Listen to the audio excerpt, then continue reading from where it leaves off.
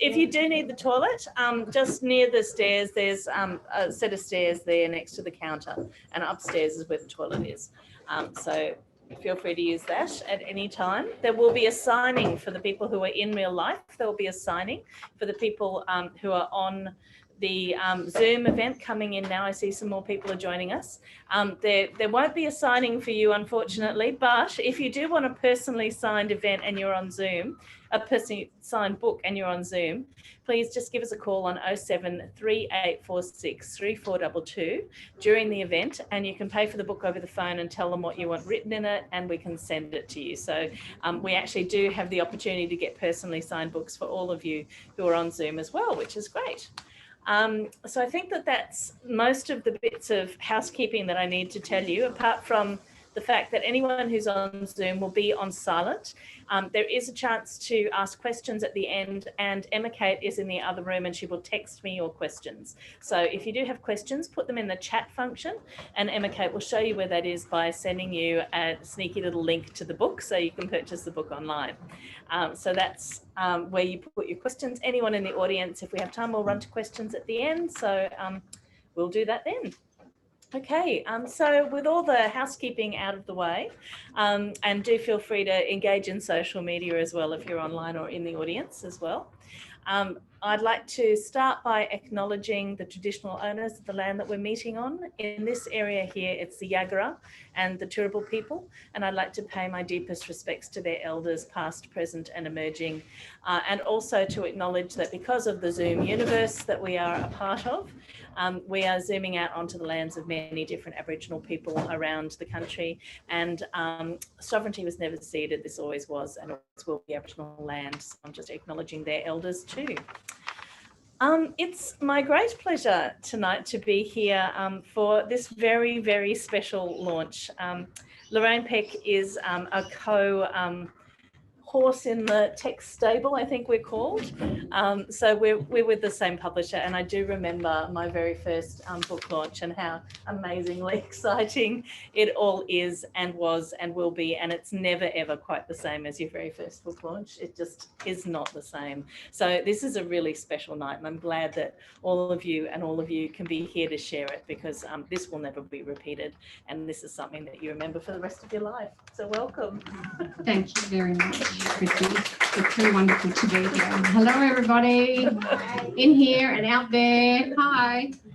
So I'm going to introduce our guests tonight, and then I'm going to take my chair out of the space. So our guests tonight are, of course, Loraine Peck, who started her career as a portrait painter and a magician's assistant. And who doesn't want that on their CV? After being sawn in half one too many times, she switched to dealing blackjack on the Gold Coast, also a great part of your CV. Bartending and slinging lobsters into the US led to a sales job in the movie industry. And before she was propelled into a career in marketing in Australia, the Middle East, Asia, and the US. Consumed by a desire to write crime thrillers, she decided to stop everything and do a writing course to learn how to write the kind of books she loves to read. We're glad she did that, because that has led her to us now. And in conversation with Loraine tonight is Ben Hobson. And Ben lives in Brisbane and is entirely keen, apparently, on his wife, Lena. I don't think I should just read this out. I wonder if it gets saucier. I should have actually read this first. And he's also keen on his two small boys, Charlie and Henry. He currently teaches English and music at Bribie Island State High School. And his novella, If the Saddle Breaks My Spine, was shortlisted for the Viva La Novella Prize. And then he has two novels published since, To Become a Whale, and the second one was Snake Island. And we've had launches for both those events at Avid Reader. We're happy that he's here with us tonight. Ben Hobson. Thank you.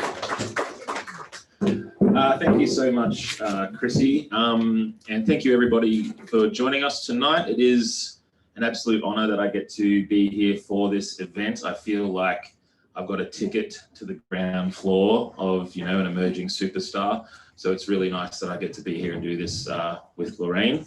And please don't forget about me and probably all these people who you know in the audience when you get so big.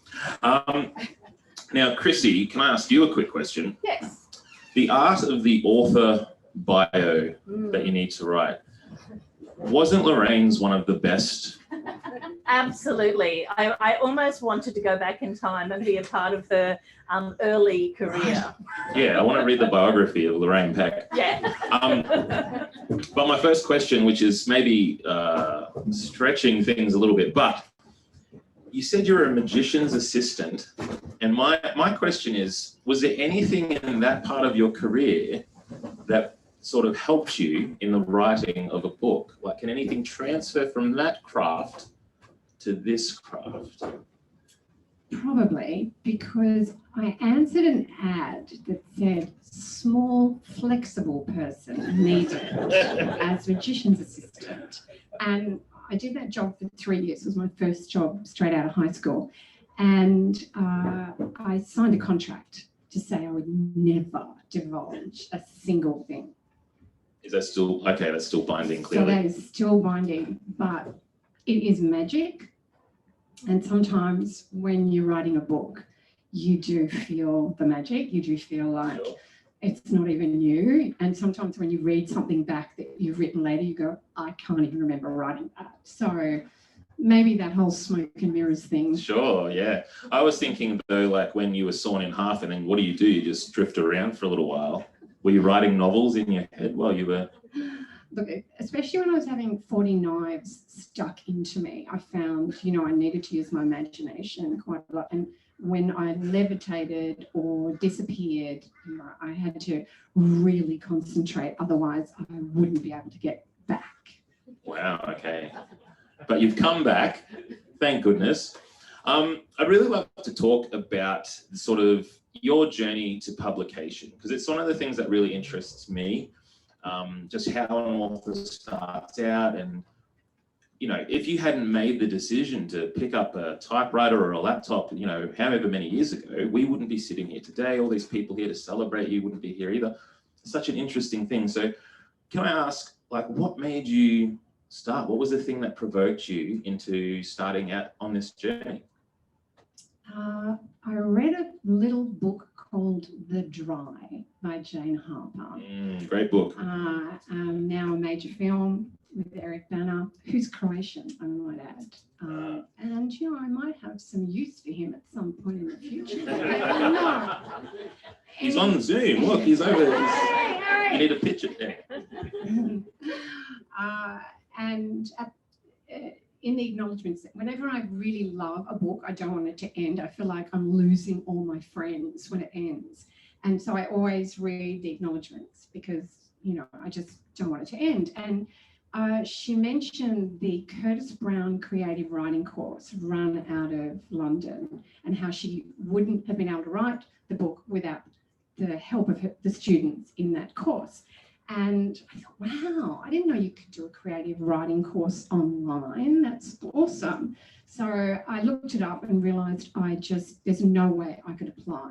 I didn't have 3,000 words. I didn't even have an idea. So I did a much easier course, I hoped, with the Writers Studio in Sydney called the First Draft Writers Course. And this is the moment where I need to do a shout out to Zahid, my tutor. Zahid, you're amazing and I love you. Thank you. I know he's there somewhere. He might be the Z over Yeah, there. I think so. Hey, Zed. I Yeah. think so. Wouldn't be here without you, mate. Yes.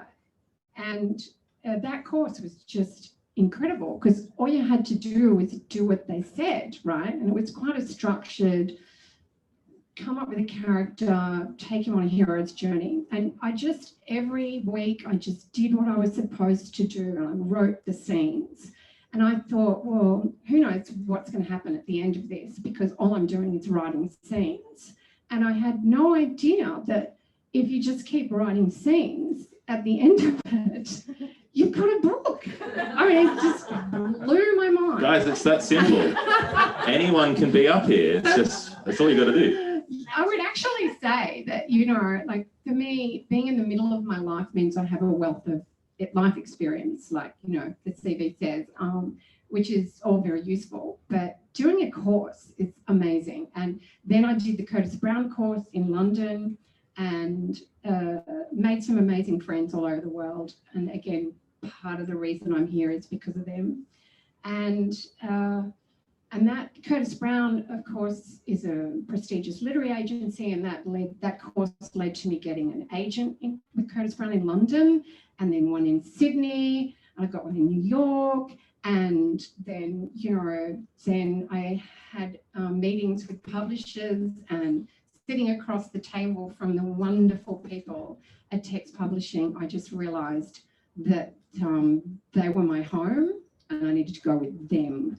And then the next process begins. It's so interesting to me because it does. I'm sorry to say this, it does make it sound kind of easy. I just enrolled in a course, I just wrote some words, and I'm published internationally. It's no worries. But can I, like, the first thing you said was interesting to me. So it sounded like you'd always wanted to write. Is that because you said as soon as you saw that you realized, oh, I could write a book? Yeah. So was it a dream that you'd had? Always. I write vision statements to myself, and I put pictures in there and affirmations and stuff, and then I set it to music and I play it to myself like an advertisement, right? It's kind of mind control for myself. And going back to the magician's thing, like hypnotizing herself. Yeah, pretty much, yeah. Okay. And I always included, I write a book. Always said, I write a book, because I love reading. It's my favorite sport. I've always wanted to be the kid in the corner curled up with a book. That's just always been me. Mm-hmm. And I love action, I love mystery, I love murder, I love mayhem. So in fiction. Yes, mostly. And, I just really wanted to write a book, but I just didn't know how to go about it because, how do you write a book? So that's when I discovered, okay, you can do courses in this. Awesome. And, I do make it sound easy. It was 4 years of my life. And this book here is the 14th draft. So and most of those scenes that I wrote in that first draft are in there. The plot remains the same, but, you have to learn a whole lot of other things other than just plotting. Yeah, absolutely. Well, speaking of that, I'm really curious. So how did you go about perfecting that part of the craft? Just getting sentences right, getting your dialogue to ring true, and getting whole scenes to shape and tension and all that sort of stuff. How did you go about doing that? Was it mostly through the course and you got feedback, or was it just over and over again? Well, kind of a bit of both. One of the beauties of the Writer Studio course is you were only ever allowed to submit one 500-word scene a week, and you would get feedback on that. And 500 words is not a lot of words for a scene, so you had to get in and out of the scene really quickly. So that was really good discipline. And also, I guess, learning about dialogue, being told, just read it all out loud. Oh, okay.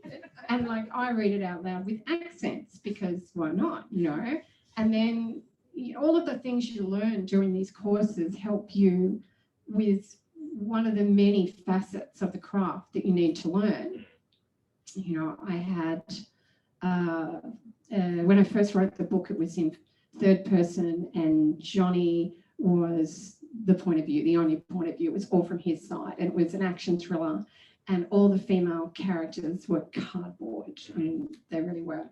And one of the things that I had to do during the Curtis Brown course was try and make them less flat. And so one exercise was to write one scene from Johnny Novak's wife's point of view, Amy Novak. And I wrote this one scene, and it was about when they met. And that scene's still in the book, almost verbatim. Wow. And everyone in the course was like, oh, we love Amy. And then she took over half the book because she's rather chatty. Yes. And yeah, that's so interesting to me how that sort of stuff can come naturally, but also it can take prompting from an outside source to have you go, oh, of course, that makes more sense. Yeah. And so once you sort of unlock that key to Amy, it became just flowed out, just all of her things just came easily. Well, Amy's kind of close to my heart, and I didn't realise it at the time until some of my close friends read early drafts and said, so obviously Amy's based on you. And I'm like, what? You know, she's 6 foot tall, she's blonde, she's beautiful, she's really brave. And they said, well, you know, there's the whole marrying a career criminal thing.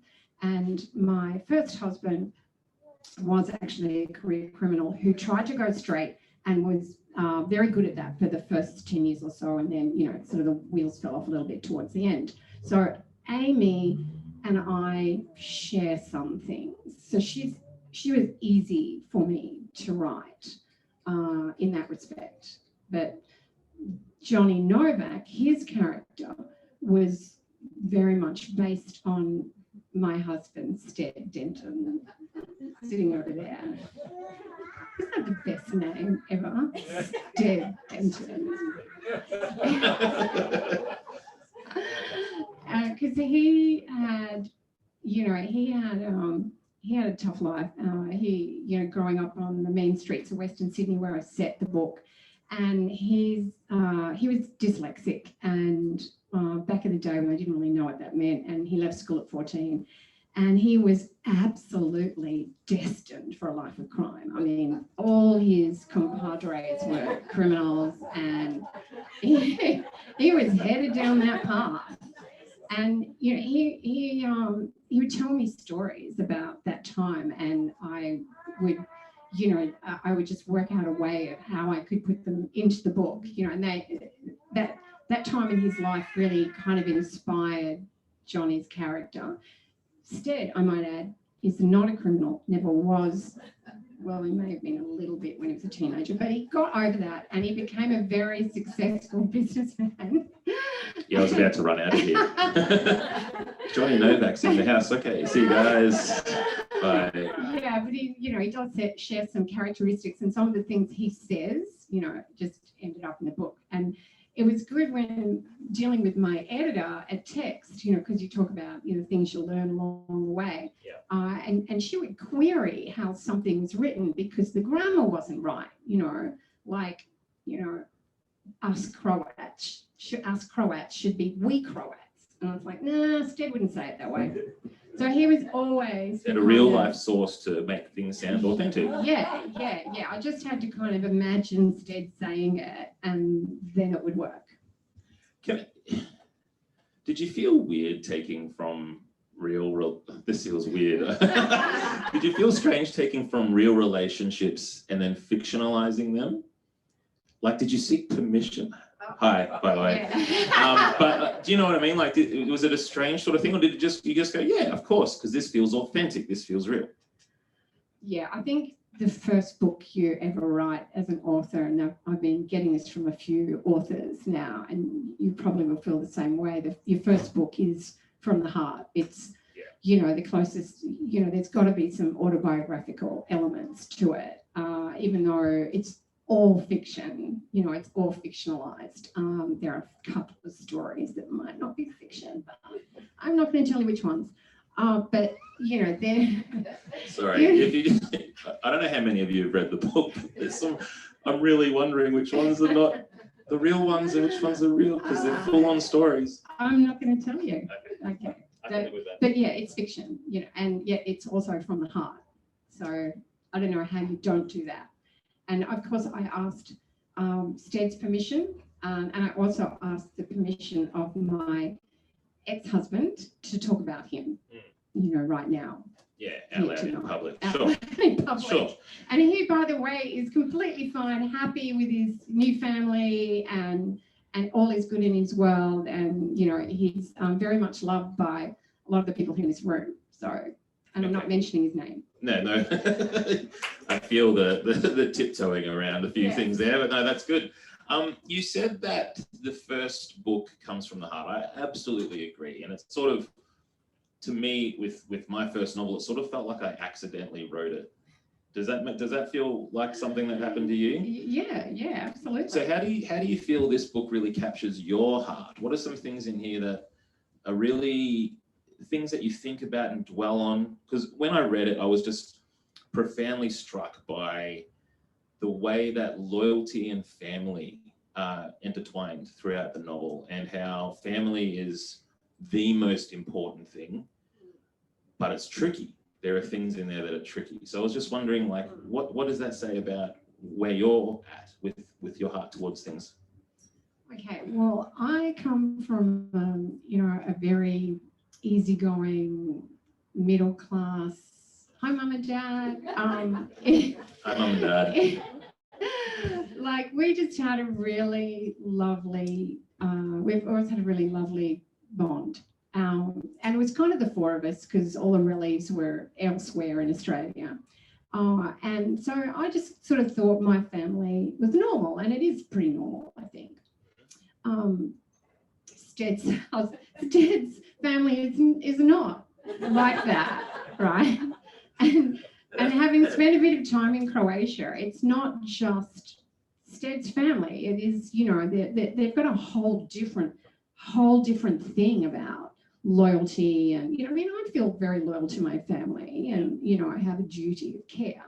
But, they have it on a whole sort of different level. And I'm also really fascinated, always have been fascinated by gangs and the tribalism in gangs, and how there's hierarchies and there's codes of conduct, and there's, this whole kind of different ethical spin. And they're outliers, they live outside of the code of conduct that we all, mostly stay within. Yeah.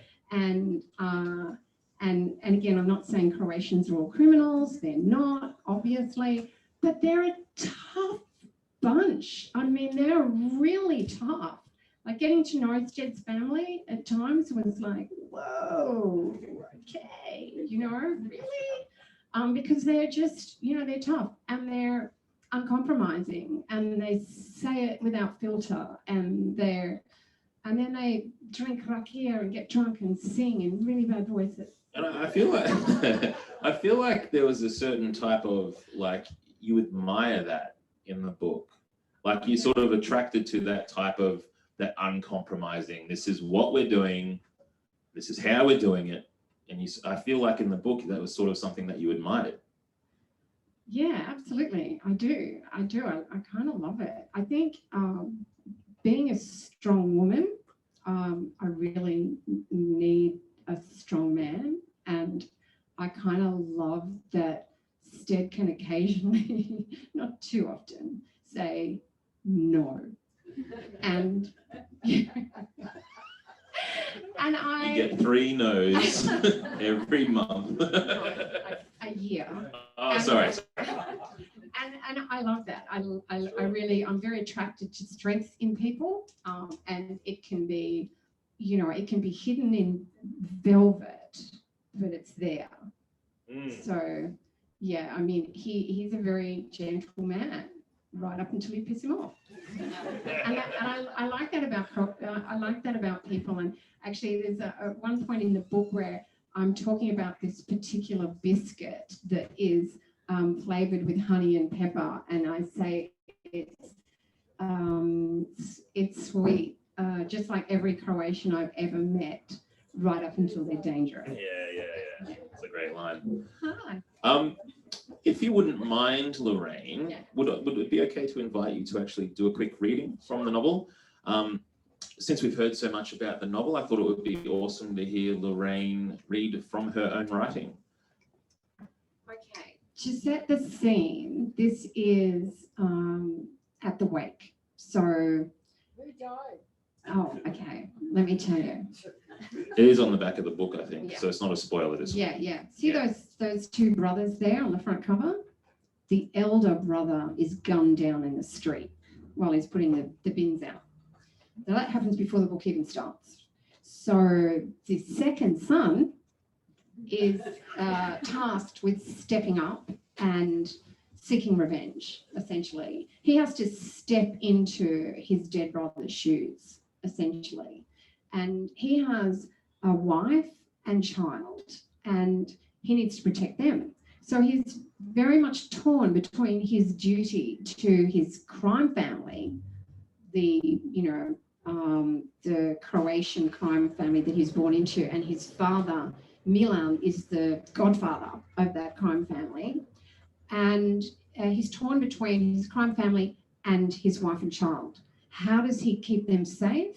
and ramp up the level of violence needed to seek retribution.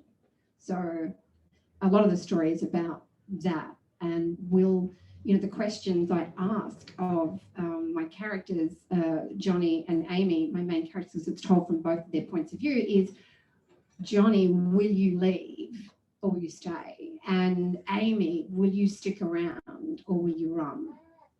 Okay, so this is at the wake. Dad sucks in a breath as if, hang on, we've got all the members of the crew around the table. It's just the men, okay? And they're passing around a bottle of rakia. Dad sucks in a breath as if what he's about to say is a hook caught in his throat. Now I lose my Ivan, Stanislav Vucevic. He killed my eldest son. His hefty right hand slices sideways across his throat. Stanislav must die. Huge fists bang on the table. This is what these men want. The rakia bottles do the rounds again. I pass on a bottle without refilling my glass. This is the conversation I wanted to avoid. I need to stay sober, and I don't feel like saluting the idea of another man's death, but the rest of the men are eager to raise their glasses. Zhivali, Ivan, kill all the fucking Serbs. Dad holds up his hand. I can hear my own breathing in the silence. The massive head turns towards me, and the bloodshot eyes swivel to search my own. Here it comes. It's up to you, Johnny. You pay back Stanislav for Ivan. If a dog was chewing Johnny's right leg off, he still could not kill the dog. Marco rocks forward, his face twisted with contempt. I study my cousin. Even though he speaks English perfectly, his accent is strong. It makes him sound like a robotic version of my father. Marco is prepared to kill to keep Ivan's seat at this table. I should make way for him. Let him kill Stanislav. But Ivan is my brother, and Dad would never forgive me. Dad ignores Marco's outburst. He thrusts his chair back and stands up. He yanks a gleaming black semi-automatic from the back of his suit trousers and slams it on the table in front of me. It's Ivan's Beretta, last year's Christmas present from Dad. You know what to do with this gun, Johnny. Dad's tone is almost gentle now as his gaze shifts from the gun back to me. My mouth is dry, and I wish I'd had another shot of rakia. I love my brother. Ivan stood up for me, but we have no fucking clue who killed him, or Michael Vucevic. Does Stanislav really think us Croats killed his son? Did he order Ivan killed as payback? It would make sense if he did, but no one saw anything. There's no proof either way. Why reignite this war? Something doesn't smell right. But saying any of this is useless and I'll just look chicken shit. I wrap my hand around Ivan's Beretta, the metal cool under my fingers, and stand up. I could flip off the safety and end Marco's sneer. Instead, I point the gun towards the floor. What you do, Johnny, what you do for Ivan, for family. I'll find out who killed my brother, and I promise you there will be retribution. I speak clearly, raking my gaze around the table, looking every man in the eye. When I get to Marco, I force myself to smile. Then I turn back to Dad. My father has always reserved his pride for Ivan. Right now, there's a question in those hard brown eyes, but also the warm glow of pride. It fizzes through me like cocaine.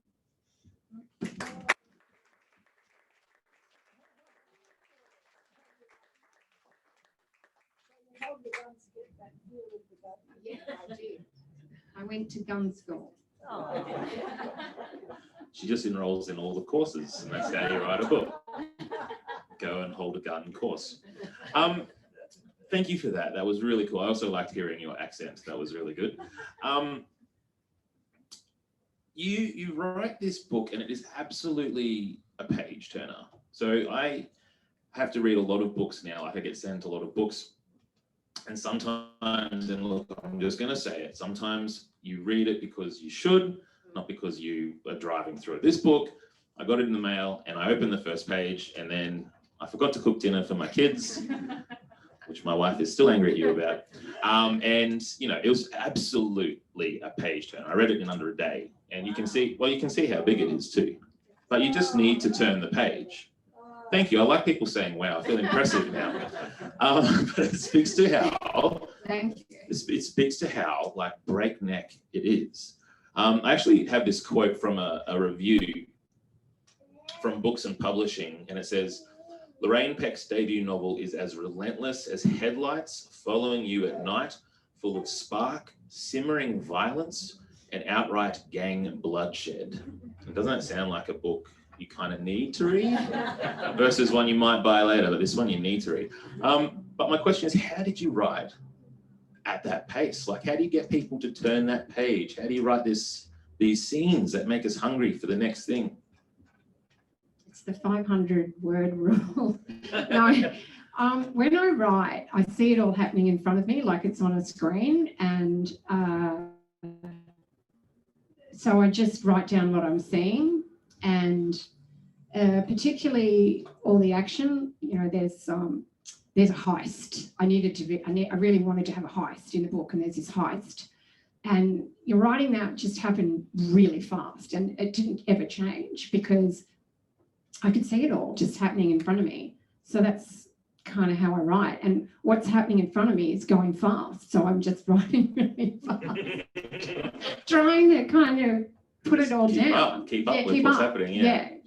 And that's the kind of TV I like to watch. You know, watching SEAL Team at the moment, and you know, so yeah, I like action, and I like mysteries, and I like, you know, thrillers and crime, but I love action, so that really drove me. The thing with the action too is this, and speaking of that heist scene, it felt like, you know how when you watch a TV show or you watch a film and you can feel the strings behind the thing, like all the good guys always live and all the bad guys always die, and then this thing happens, and it so happens they left the thing, and it seems contrived.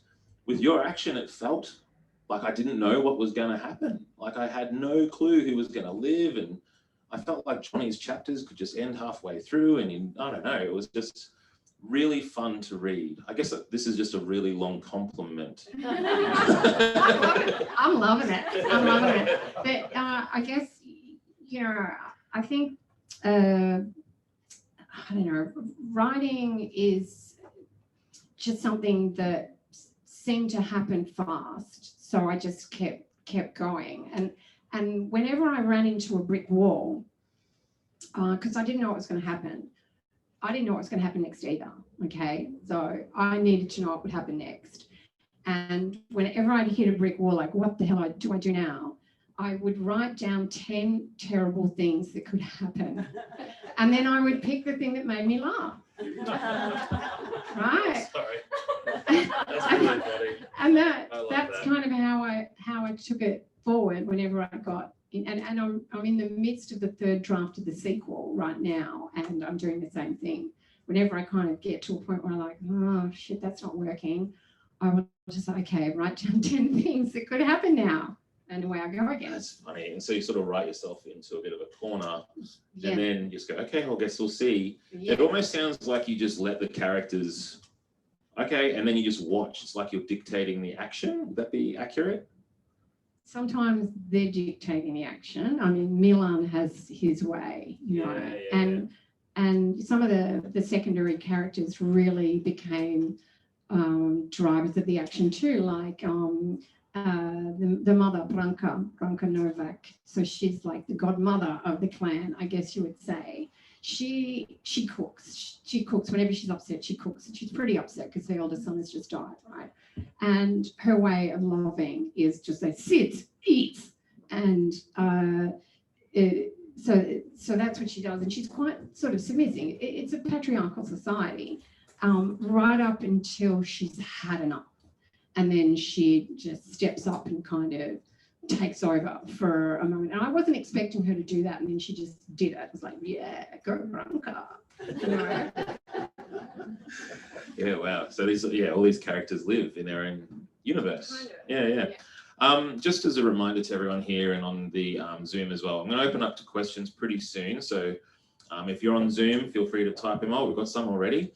But if we're here as well, obviously, just have them ready to go in a minute.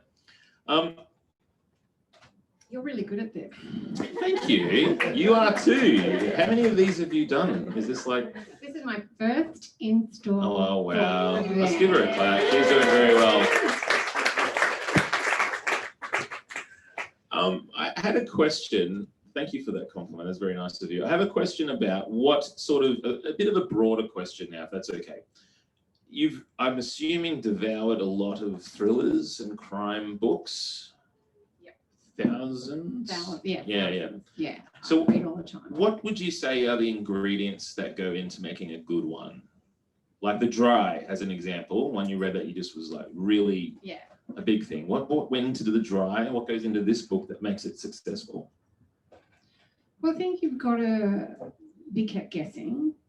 I do like a twist, but not one that comes at the expense of credulity. Like, you don't want the twist to go, oh, come on, like, where were the breadcrumbs? You need the breadcrumbs so you can go, oh yeah, now I get it, you know.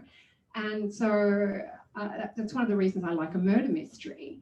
And whereas, you know, a lot of action thrillers are very much about, you know, bad things are happening and someone steps up. The ordinary hero steps up and saves the world, or Jack Reacher steps up and saves the world, as usual. Yes. I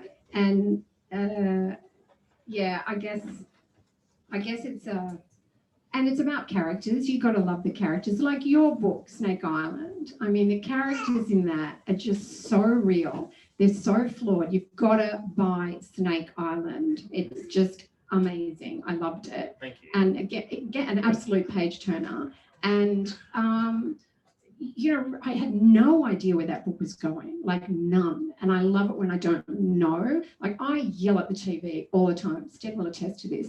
Oh, he's going to say blah, blah, blah. Or now she's going to come down the stairs and do it. And it drives him nuts because I can always predict feel the strings. What's going to happen. That's the pulling the strings thing. Yeah, so I love it when an author keeps me guessing. Yeah. And makes me fall in love with their characters. Yeah, okay, so there's a lot of things there. The Coen brothers, who I'm a big fan of, they said they actually, when they're writing a script, they purposefully don't know where it's going, because they said if they have a plan and they understand where things are heading, then that'll subconsciously seep out, and then people watching the film will know where it's going, which is why there's weird spaceships in some of their films and stuff like that. So I'm assuming from what you've told me that there's two terms for writers generally. You're a plotter or a pantser, or somewhere in between. So either plot out a whole novel and structure it, and you've got a wall of cue cards and, you know, emotional arcs and things, or you just sit down and go by the seat of your pants. Yeah. You sound like more of a pantser. I'm totally a pantser. Yeah. That's kind of how my life works too. Thanks for Stead, Doru. Keep me grounded. Thank you, Stead. Well, on that, at the start of the book, the very first thing that happens in the book is this. You could call it a prologue. It's something that sort of happens before the main action of the novel, and we're unsure who it is, and it's a horrific scene right from the start, like page 2. It's like, whoa, what am I reading here? Was that the first thing you wrote? Because it felt like you maybe had it later on. You're like, oh, that would be such a cool opening. Is that what happened? That's exactly what happened. Yeah, I wrote that a lot later when I finally worked out who had done what to whom in what order. Because that all, you know, I pantsed my way through writing that first draft. And it wasn't until the very end that I realized, oh, that's what happened. Okay. And so I wrote that scene just to kind of get into the backstory of that character more. And then again, during an exercise at Curtis Brown, we had to do openings over and over and over again, because openings are huge. You have to have a good opening. And I just thought, you know what, fucking, I'm going to just use that really bad scene as my opening and see what happens. And it got a very polarizing response. Yeah, like half the course loved it, and half the course went, you cannot open a book with that. It's too violent. Like it's off. Yeah, people will instantly put it down because it's just too horrific. Yeah, that's interesting, because that's I kept reading. So Thank you. Like they wanted me to keep reading. Yeah. Don't let that put you off anyone. You know, it's not all like that violent, and it's over pretty quickly. Think of it like a punch to the head. At the same time too, like I'm definitely not saying, you know, I think it's important. Because if you didn't have that at the front, I wouldn't have felt it later. I'm trying really careful not to spoil anything. I wouldn't have felt it later on when it's revealed who you were talking about. I'm like, and you felt the weight of it because I'd experienced it earlier. than if it was just like an anecdote later on. So I think it was really, yeah, you need to read it because it's awesome. Thank you, Ben. And violent. I guess, no, I actually had one more question. Sorry, a lot of this stuff's about writer stuff. I kind of get a little selfish and just ask stuff that I'm interested in. But I guess you wrote, where was it? I read an interview with you where you said, and you just said before, how many drafts? 14. Okay, so 14 drafts. How did you write a whole book and then did you start again? Yeah, well, I'm just so interested in all the different, you must have gone down all these pathways and. Yeah, well, I wrote the book in Johnny's point of view, and it was just about Johnny. It was his story, and it still is his story. And then Amy took over half the book, so it became her story too. And then what happens when you're working with an agent, like let's say you go out and you do a writer's course and you end up with a book and you've done 2 or 3 drafts yourself, right? And then you go out and you try and get an agent. And then what the agent does is they work with you for another 2 or 3 drafts to get it, because they'll see a whole lot of things that are wrong with it, holes that need to be filled. And then you start working with a publisher, and then you're working with an editor whose job it is to pull it into shape and, fix your grammar and your spelling and your punctuation and all that stuff. But also to push you to think about things that you haven't thought of. And there were times when I was asked to try things that I really didn't want to do. And I just forced myself to try them. And sometimes they worked and I was surprised by that result. And sometimes they really didn't. And there was one early draft where I went completely off-piste and ruined the book. And then I had to drag it back. And that was a very emotional time because I thought I'd lost it. Wow. And I had to drag it back. So yeah, it is a long journey. Yeah. And you've got to take on what professionals say about what to do and what to try, but you've also got to believe in yourself and the story that you want to tell. Absolutely. Yeah. Did you ever get one of those editor comments that just said something like, why is Johnny doing this? And you spend like 5 days arguing with them in your head. Well, of course he's doing that. He's doing that. And then you sort of go, oh, wait a second. And then, you know what I mean? Like it comes around, you're like, oh, I have to maybe explain that a little better. Exactly. Yeah. I mean, always after an editorial meeting, I'd get a raft of notes and then I would just go very quiet for about 3 weeks. And Penny, my editor, would say, are you okay? I haven't heard from you. I'm like, I'm okay, I think. And then I would, I'd have to go back. But I can see that sentence makes perfect sense. But then you try and rewrite it, and and eventually you go, she does make more sense now. Yeah. So, my favorite image that I've discussing this sort of thing was Robert Lukens, and he said that when he got his editor feedback, he sat on the toilet and he cried. And I feel like that sums up how it can feel getting those notes. Absolutely. Yeah. Utter despair. Yeah. I guess I might have just one more question and we might open up to people in the audience and on the Zoom as well. You mentioned it quickly before, but I'm just wondering, what can we expect can you tell us anything? We're having a sequel. Is that definitely happening? We're definitely getting something? Yes, you are. Oh, awesome. Okay, great. Because the Novaks didn't want to, they didn't want to stay quiet, and I can't tell you what happens, of course, but the second son is about a crime family. I mean, it's been referred to as a modern day Godfather, and for that I'm extremely grateful. Thank you very much, Anna Downs, who wrote a wonderful book called The Safe Place.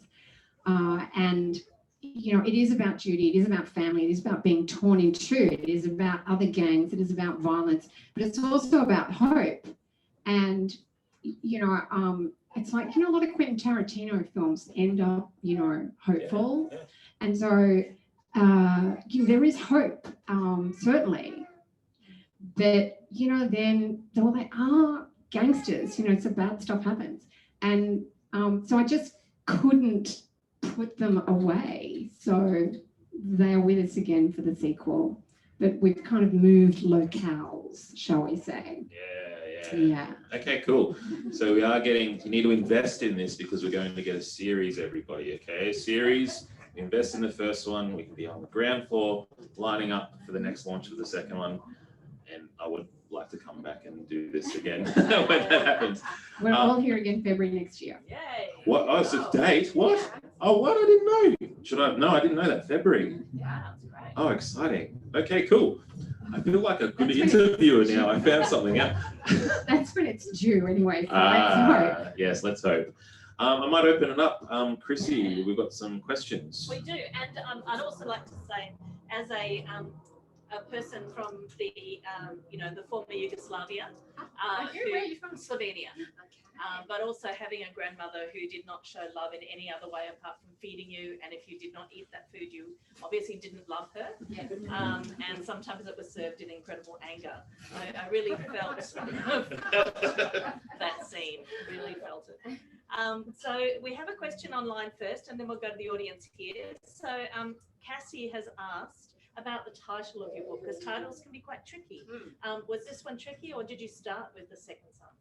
No, I started with The Gangster Next Door, which was kind of lame, and then I was actually quite pleased with it until all the fellow students in the Curtis Brown course said, that's really bad. So then I just cried on the toilet. cried on the toilet for a while, and then I realized he was actually the second son. So that just all made sense, and then everyone seemed to like that. So it's like, yeah, tick, let's go with that. Great.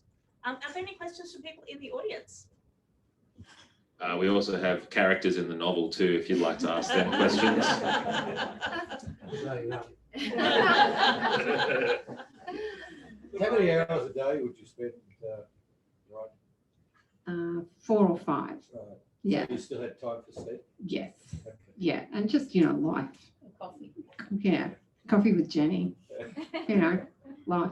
Yeah. But and I worked out too, weirdly, that I'm an afternoon writer and I'm a morning person. And I could never do any real work in the afternoon, as a working person. Because I would just drift off. I don't know why. So morning was always the time I got stuff done, as a marketer, as all that sort of stuff. But in the afternoon, that's when I write. Should this get to a film, who would be Amy? Teresa Palmer. You had that locked and loaded, like. I have the whole cast sort of in my head. So when you're writing, you're watching the film in your head with all the actresses and actors. Well, not when I first wrote it, no, because I was just seeing them as they are. But, then people would start asking that question. I'm like, okay, who would I cast, So then I started casting. Is Eric Banner in there? Yes, Yeah. because he's Croatian. Yeah. That's the only reason. And he's hot. That's what I was thinking might be the answer. I feel like it could be a TV show, like a Netflix series is what I'm feeling. Yeah, I've actually have had someone in the business tell me that it's a TV series because the characters are all so complex, and because it's quite a complex book, and there is a sequel that a TV series Cliffhanger at the end of the season. that a TV series would work better than a film. So I would be happy with that outcome. Did you hear somebody in the industry says it is a TV series? Not it should be. No. No. It's not. There's no. I'm there's just. none of that on the table yet. But No, I didn't find anything out here tonight. No. There's always whispers in the wind on Yes. this. And speaking of which, you did have some involvement in the film industry in some way. yes, I was the national sales manager for the video distribution company, which was a very, very B-grade movie distributor into the video industry. Oh, so you never had any plans to become a screenwriter? No, but it'd be fun, wouldn't it? Yeah. They have courses. I'm doing one. Any other questions from the audience here or online too? Loraine, oh, sorry. You go. as a pantser, is the second book more challenging or less challenging to write, considering this is a free-flowing plot? More challenging, because there are some things that I just want to do and I think, oh, I can't do that because I did it in the last one. So, it kind of curtails where things can go a little bit. When I'm writing my list of 10 bad things, I can't include that anymore. Damn it. That's really good when I do that. I love that. So, yes, it does kind of make it harder. But on the flip side, it makes it easier because you know all the characters really well. So they're no longer cardboard, they're real.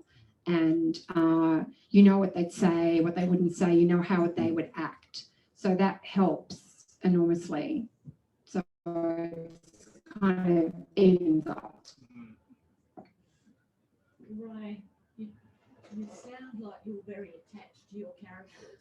I'm wondering what it was like when you finished the book. It feels like you never finished the book.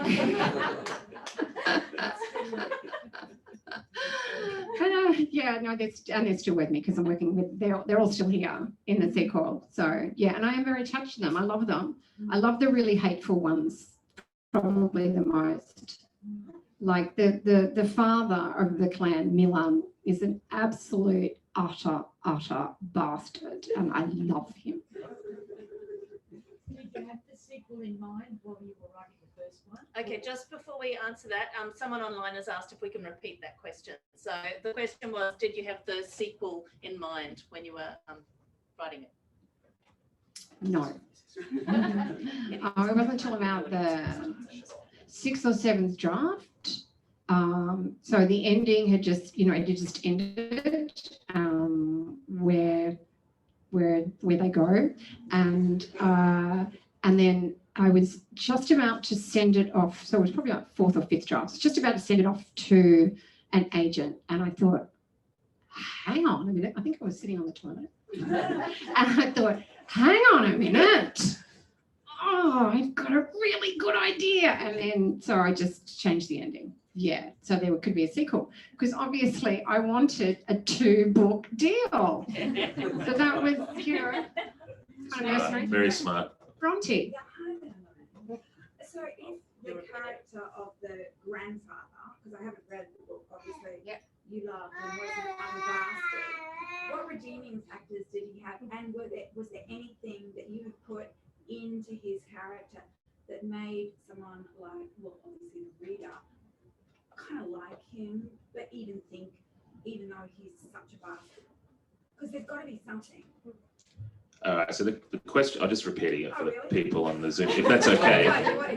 No. So the people on Zoom can Yeah, I just need to, not because you were asked it poorly. No. I feel like I'm going to botch it up now. But the question was in regards to Milan, which I'm probably not pronouncing correctly. Thank you. And how did you go about writing this contemptible bastard, but still gave him, like, did you drip in some redeeming qualities to make him still likable? Because an audience does need to love him the same way you do, I guess. I think any man who stands up for his family, who will do anything for his family, is someone we all respect. And he's an alpha male. He's just a big bruiser, and something about that is very attractive. And It is what you say. and I just found myself looking at Stead going, is he? What am I doing? Sorry. And he does, show a softer side at 1 or 2 points. But we're not talking about Stead. No, this we're is not. Milan, No, we're not not talking about. Stead. No, by the way, Milan is not Stead. Right. Okay, maybe in a really bad mood. I know, thank you. Yeah. Yes, Stead has way more redeeming features. He actually does. Yeah. Question. I'm curious, how you felt the first time the Croatian side of the family read it and how they've responded to it. So how have the Croatian members of the family responded to the book? Yeah, so. Very good question, Tina. And how you felt when you Oh, first well, I I think the jury is still out. But I think they're going to enjoy it. You know, everyone loves a bit of notoriety. I actually named a few of the characters randomly after people in this room, like that weren't even like them really. You know, I just randomly named characters after them because it was fun to do so. And like Kerry, Doug, and Flynn, who happen to be here. But yeah, I'm sure they're gonna enjoy it. Like they were all there at the launch, you know, applauding me on, and I'm sure they're enjoying reading it right now. Let's hope.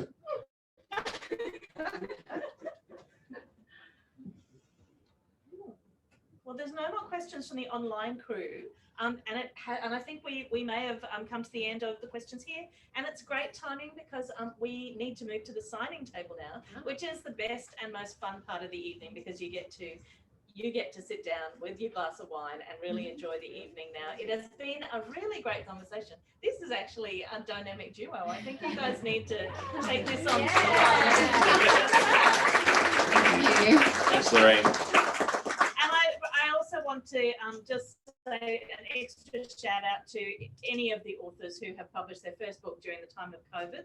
This has been the most difficult period for authors to put their books out because, especially a first-time author, because, you know, you can't do the same kind of touring that you would normally do. And so, you know, to get down to Melbourne right now would be impossible. You know, Sydney Writers Festival, who knows what's happening with that. I think that it's amazing that you've managed to get an in real life event, one of the first, and let's hope that that is a good sign for this book and that it goes on. The only way that we can make it successful is to purchase a copy. There's copies at the counter. Emma Kate has sent an online link, and we'd love you to join us for a signing. So many thanks. Thank you. Thanks everyone for coming. Thanks for coming on Zoom. Thanks for buying the book. And thank you very much for having me because it really is amazing to experience this. Fantastic. Well, we're going to move Loraine to a table first so that she can get out before we all join her. So let's come through. Well done. Thank you. You did really well. Well, look, I'm available. If she arrives. Loraine, we'll get you to your table before we let anyone else out. Have fun, That's mate. all right. Enjoy Otherwise this you'll gift. get stuck. Well done, mate. Oh, hey. Thank you.